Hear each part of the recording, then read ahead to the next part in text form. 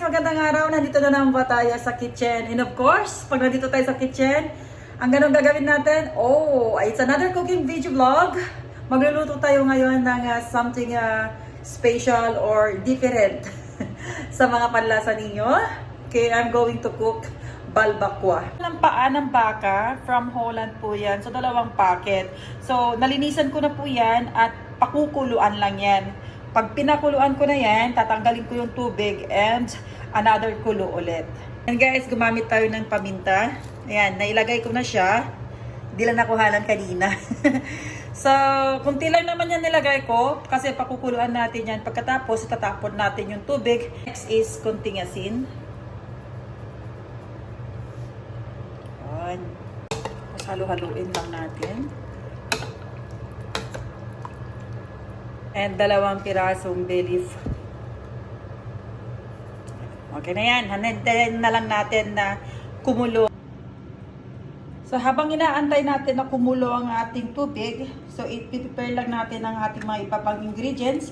Ito ang spring onion, siling haba, ang ating bawang, sibuyas, at luya. Pwede rin po kayong gumamit ng atswete or anato para sa pampakulay ba.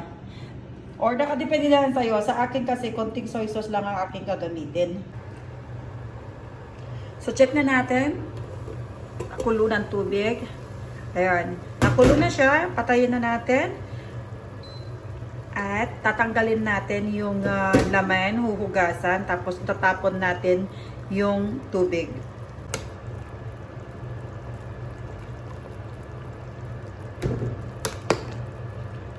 Hugasan din natin guys yung pinakuluang paa ng baka.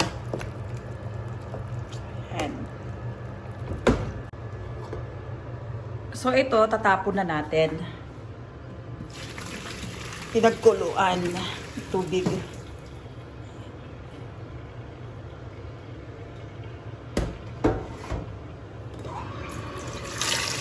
Hugasan natin ulit. And then, ito naman yung isusunod natin na huhugasan. Malinis naman na to guys, galing sa hypermarket kahapon binili ko. So ito, lalagyan natin ng tubig. Gumagamit po ako ng tubig sa mineral water, hindi po galing sa tap. Kasi mas mga safety lang po tayo.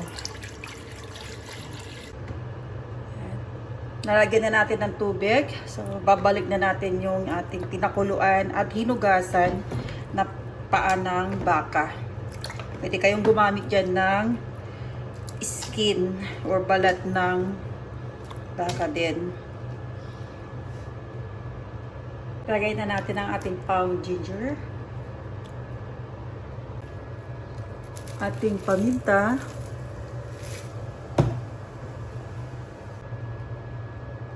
Gamit din tayo dito ng beef broth cubes. So, isa lang ang ating ilalagay.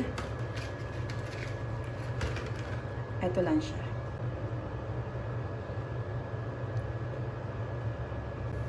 Again, salt.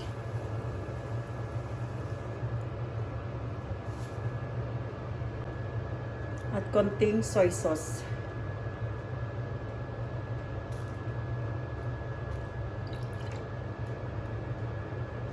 Ilalagay na rin natin guys ang ating spring onion. Nagamit po tayo ng pressure cooker. So, lagay natin. Ayun. Tapos pwede na natin siyang ilak. There you go. I-pressure lang natin yung paa ng baka for let's say 1 hour. And then if it's soft, okay, timplahan na natin ng mga ibang ingredients.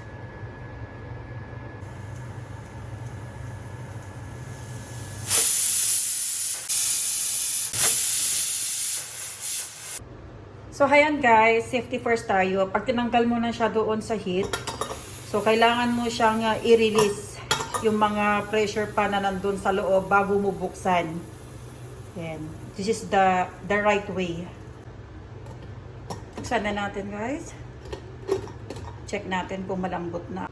Malambot na siya. Super.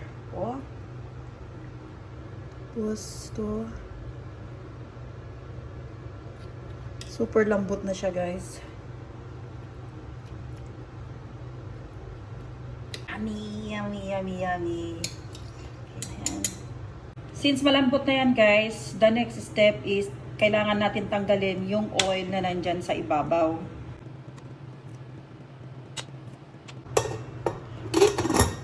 Okay na yan, guys. Malambot na. Natanggal na rin natin yung excess oil. So, set aside lang muna natin to kasi mag-saute pa tayo ng bawang sibuyas. Ito na yung last step natin para sa ating balbakwa.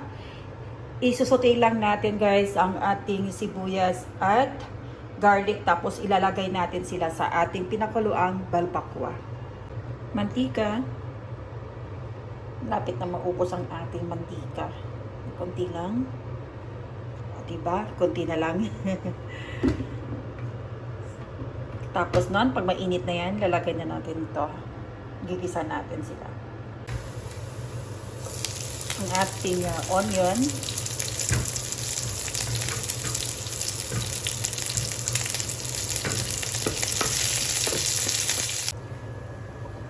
So, dito natin ilalagay yung sinote natin na bawang at sibuyas. So, ilalagay na natin to. Ayan. Pampabango.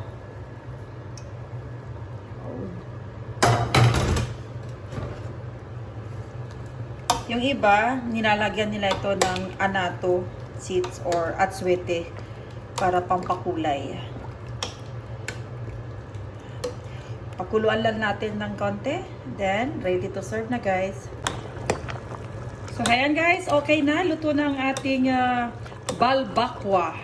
First time to cook, first time to eat. So, let's see kung masasarapan ang kasama ko dito sa linuto kong balbakwa. Thank you guys for watching. Till next video, please don't forget to follow my Facebook page, Manamarie, for more videos update. Maraming salamat po guys. Bye!